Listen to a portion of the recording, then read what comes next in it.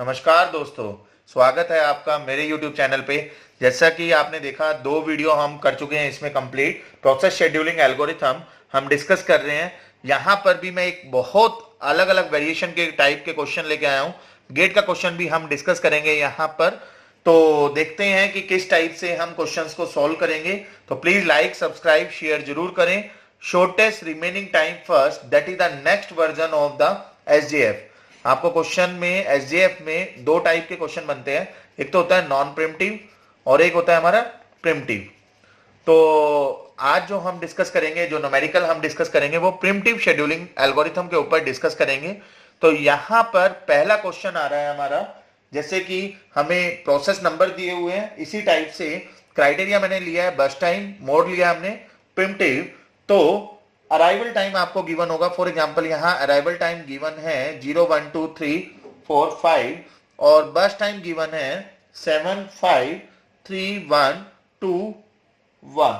ठीक है, तो यही वाला सेम क्राइटेरिया मैं लगाऊंगा जो पिछले एग्जाम्पल में हमने देखा था। नाम से पता चल रहा है शॉर्टेस्ट रिमेनिंग टाइम फर्स्ट।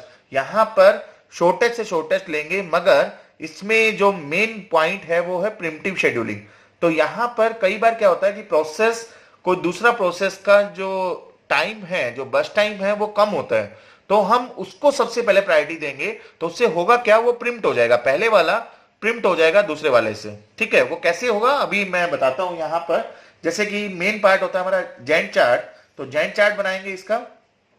ठीक है, वेरी फर्स्ट सबसे पहले 0 टाइम पे कौन सा प्रोसेस अराइव हो रहा है। प्रोसेस नंबर 1 जो है वो 0 टाइम पे अराइव हो रहा है। तो इसका मतलब है 0 टाइम पे प्रोसेस 1 को कोई दूसरा प्रोसेस भी है? नहीं, कोई दूसरा प्रोसेस नहीं है। तो P1 को हम शेड्यूल कर देंगे, मगर वो कब तक करेंगे, जब तक दूसरा प्रोसेस ना आ जाए। तो दूसरा प्रोसेस कितने टाइम पे अराइव हो रहा है?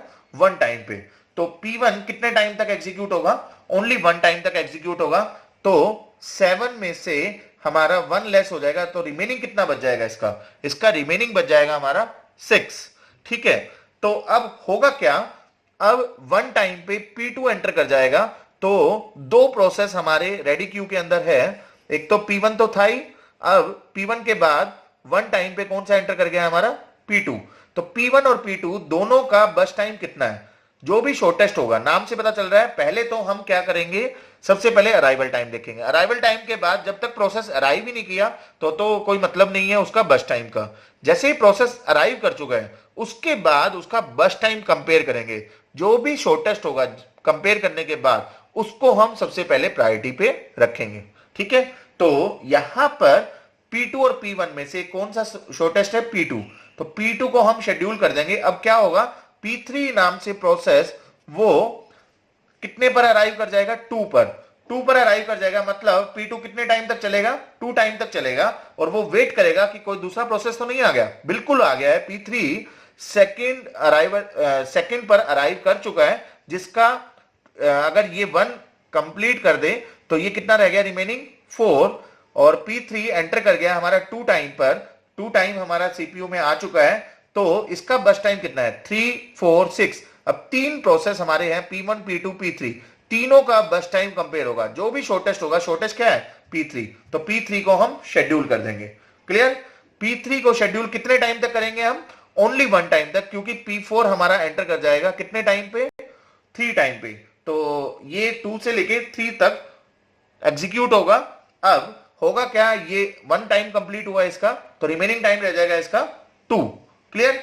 अब होगा क्या, 4 प्रोसेस हमारे एंटर कर गए हैं, P4 P3 P2 P1। चारों का बस टाइम कंपेयर होगा। जो शॉर्टेस्ट होगा, शॉर्टेस्ट क्या है हमारा? P4। तो P4 को शेड्यूल कर देंगे हम। कितने टाइम तक करेंगे हम? ओनली 1 टाइम तक। ठीक है, और इसका टोटल टाइम भी 1 ही था, तो ये 0 हो जाएगा। 0 का मतलब है ये हमारा कंप्लीट हो गया, P4 कंप्लीट हो गया। मैं टिक कर रहा हूं, इसका मतलब है इसका टोटल टाइम कंप्लीट हो चुका है। क्लियर? उसके बाद P5 एंटर कर जाएगा 4 पर, तो इसका टोटल टाइम है 2, इसका टोटल टाइम है 2, इसका 4, इसका 6। अब देखिए दोनों का टाइम सेम है। जब कभी भी बस टाइम अगर सेम है तो हमेशा first come first serve technique लगती है। तो पहले P3 आया था P5 से पहले। आप अराइवल टाइम देख सकते हो, P3 का अराइवल टाइम है 2, P5 का अराइवल टाइम है 4। तो किसको शेड्यूल करेंगे हम? P3 को। तो अगेन हम P3 को शेड्यूल कर देंगे। इसका टोटल टाइम कितना है? 2। अब ये ओनली 1 टाइम तक चलेगा क्योंकि P6 भी 5 पर एंटर कर रहा है, ठीक है। तो ये 1 टाइम चलने के बाद अब होगा क्या, देखिए आप समझिए पॉइंट को। P3 का रिमेनिंग टाइम कितना बच गया, 1, और नेक्स्ट प्रोसेस जो है उसका भी टाइम कितना है, 1। तो दोनों का टाइम कंपेयर होगा, दोनों का टाइम सेम है, तो हम किसको प्रायोरिटी देंगे, जो पहले आया था। पहले कौन सा आया था, P3। तो P3 अगेन 1 टाइम के लिए कंप्लीट होगा, तो ये 0 हो जाएगा। 0 होने के बाद ये कंप्लीट हो जाएगा। अब हमारे पास बाकी जितने भी प्रोसेस है वो सारे के सारे रेडी क्यू में आ चुके हैं, तो सबका बस टाइम देखेंगे तो कम से कम किसका है, P6 का है। तो P6 को शेड्यूल कर देंगे, कितना टाइम है इसका, 1। तो 6 से स्टार्ट हुआ, 1 कंप्लीट किया, तो ये भी कंप्लीट हो गया। आप P5, P2, P1 इनमें से मिनिमम टाइम किसका है, P5 का। P5 को शेड्यूल कर देंगे, तो 7 + 2 = 9, P5 कंप्लीट हो जाएगा। उसके बाद P2 और P1 में से मिनिमम टाइम है P2 का, P2 को शेड्यूल कर देंगे, 9 + 4 = 13, P2 कंप्लीट हो जाएगा। देन लास्ट प्रोसेस है हमारा P1। P1 का टोटल टाइम है 6, रिमेनिंग टाइम जो है 13 + 6 = 19, तो ये भी कंप्लीट हो जाएगा। इस टाइप से हमारा गैंट चार्ट बनेगा। यहां पर डजंट मैटर कि कितने टाइम वो एग्जीक्यूट हो रहा है, कितने टाइम वो कॉन्टेक्स्ट स्विचिंग हुई है, the point is Gantt chart correct बनना चाहिए। उसके बाद हम इसका कंप्लीशन टाइम बनाएंगे, राइट टू लेफ्ट चलेंगे। P1 का कंप्लीशन टाइम है 19, P2 का कंप्लीशन टाइम है 13, P5 का कंप्लीशन टाइम है 9, P6 का कंप्लीशन टाइम है 7, P3 का कंप्लीशन टाइम है 6। P3 का देखिए यहां पर P3 दो बार doesn't matter, right to left इसलिए मैं बोल रहा हूं, जो लास्ट वाला होगा उसी को कंसीडर करेंगे हम। P4 का कंप्लीशन टाइम है 4। क्लियर, ये कंप्लीशन टाइम लिख दिया हमने। नेक्स्ट है turn around time, that is the completion time minus arrival time, ठीक है। तो कंप्लीशन टाइम 19 - 0 = 19, 13 - 1 = 12, 4, 1, 9 - 4 = 5, 7 - 5 = 2। क्लियर। इसी तरह से हम वेटिंग टाइम निकालेंगे। वेटिंग टाइम क्या होता है, टर्न अराउंड टाइम माइनस बस टाइम। टर्न अराउंड टाइम है 19 - 7, ध्यान रखना ये जो इनिशियल टाइम था इसका, ये तो हमने क्रॉस करने के बाद आया। 19 - 7 = 12, 12 - 5 = 7, 4 - 3 = 1, 1 - 1 = 0, 5 - 2 = 3, 2 - 1 = 1, ठीक है। इसका टोटल सम कर लेंगे, 19, 12, 31, 45, 35, 36 and 7 is you can say 44. So divide by number of process is 6, that is equal to the 7.6, you can say 1.6 something value निकल के आएगी, ठीक है।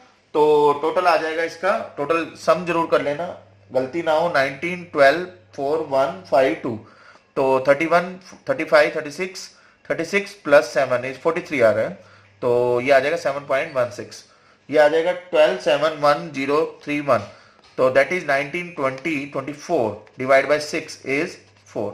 एवरेज वेटिंग टाइम आ जाएगा इसका 4 and the average turn around time आ जाएगा 7.16, ठीक है। तो इस टाइप के क्वेश्चन डेफिनेटली आपका एग्जाम में SRTF जरूर पूछा जाता है। नेक्स्ट वेरिएशन में इसका लेके आ रहा हूं, गेट 2004 में ये क्वेश्चन आया हुआ है, सेम टेक्निक लिखी हुई है इसमें, SRTF आपको अप्लाई करना है, ठीक है। तो कैसे हम अप्लाई करेंगे, सबसे पहले इसका गैंट चार्ट बनाएंगे। छोटा सा क्वेश्चन है, 4 प्रोसेस दिए हुए हैं, क्लियर। तो सबसे पहले रेडी क्यू के अंदर कौन सा प्रोसेस आएगा, P1 0 टाइम पे आ जाएगा। तो एक ही प्रोसेस है, P1 एंटर करेगा कब तक, जब तक नेक्स्ट प्रोसेस नहीं आ जाता। नेक्स्ट प्रोसेस 1 पर आ रहा है, तो P2 एंटर कर जाएगा, इसका रिमेनिंग टाइम रह जाएगा 4। तो 2 और 1 में से मिनिमम टाइम है P2 का, P2 को शेड्यूल कर देंगे कब तक, जब तक नेक्स्ट नहीं आ जाता। तो 2 टाइम पर P3 एंटर कर गया, इसका रिमेनिंग टाइम रह गया 2, ठीक है जी। अब क्या होगा, 1, 2, 3 में से मिनिमम किसका है, P2 का ही। अगेन P2 को शेड्यूल कर देंगे कब तक, जब तक इसका मिनिमम टाइम कंप्लीट नहीं हो जाता। नहीं, यही गलती है, पहले 1 टाइम के लिए एग्जीक्यूट करेंगे, मगर 1 टाइम पे कोई अगला नहीं आ रहा, फिर P2 को दोबारा से एंटर करेंगे हम 1 टाइम के लिए, तो P2 का काम खत्म हो जाएगा 0 टाइम, ठीक है। देखिए P2 3 टाइम चल चुका है, 1 + 1 + 1, 3 इसका टोटल टाइम था, तो P2 कंप्लीट कर चुका है। अब रिमेनिंग जो प्रोसेस रह गए 1, 3 और 4, 1, 3, 4 में से मिनिमम टाइम किसका है, P4 का। P4 को शेड्यूल कर देंगे, 4 + 1 = 5, P4 कंप्लीट हो जाएगा। देन 1 और 3 में से पहले P3 को शेड्यूल करेंगे क्योंकि इसका टोटल टाइम है 3, 5 + 3 = 8, ये P3 कंप्लीट हो जाएगा, देन P1 एंटर करेगा, 8 प्लस 4 इज 12। तो टोटल आप सम जरूर कर लेना लास्ट में, 5 प्लस 1 इज 6 प्लस 6 इज 12। तो टोटल टाइम 12 आना चाहिए, 12 आ रहा है, बिल्कुल ठीक है। कंप्लीशन टाइम निकालेंगे हम। Completion time right to left चलेंगे। P1 का कंप्लीशन टाइम है 12, P2 का कंप्लीशन टाइम है 4, P3 का कंप्लीशन टाइम है 8, P4 का कंप्लीशन टाइम है 5। Turn around time is completion time minus arrival time, 12, 3, 6, 1। Sum कर देंगे, 12 plus 10 is 22 divide by 4 is equal to 5.5। 5.5 आ जाएगा। नेक्स्ट आ गया वेटिंग टाइम। वेटिंग टाइम क्या होगा? Turn around time minus burst time, 12 minus 5। ध्यान रखना इनिशियल जो वैल्यू है उसमें से लेस करना है। 3 minus 3 is 0, 6 minus 3 is 3, 1 minus 1 is 0। तो 10 divide by 4 is equal to 2.5। ठीक है, that is the average waiting time. Clear? तो क्वेश्चन आपका जो गेट 2004 है, इसमें क्वेश्चन पूछा हुआ था एवरेज वेटिंग टाइम कितना होगा, sorry average turn around time पूछा हुआ था, तो 5.5 होगा। ऑप्शन दिया हुआ था उसमें ए में 5.5, बी के अंदर ऑप्शन दिया हुआ था 5.75, सी में ऑप्शन दिया हुआ था 6.0 और डी ऑप्शन दिया हुआ था 6.25। तो इसका राइट आंसर हो जाएगा 5.5, क्योंकि average turn around time question पूछा हुआ था। तो होप सो आपको समझ में आया होगा। प्लीज लाइक, सब्सक्राइब, शेयर जरूर करें। नेक्स्ट वीडियो प्रायोरिटी शेड्यूलिंग पे हम बनाएंगे। Thank you, thanks to all.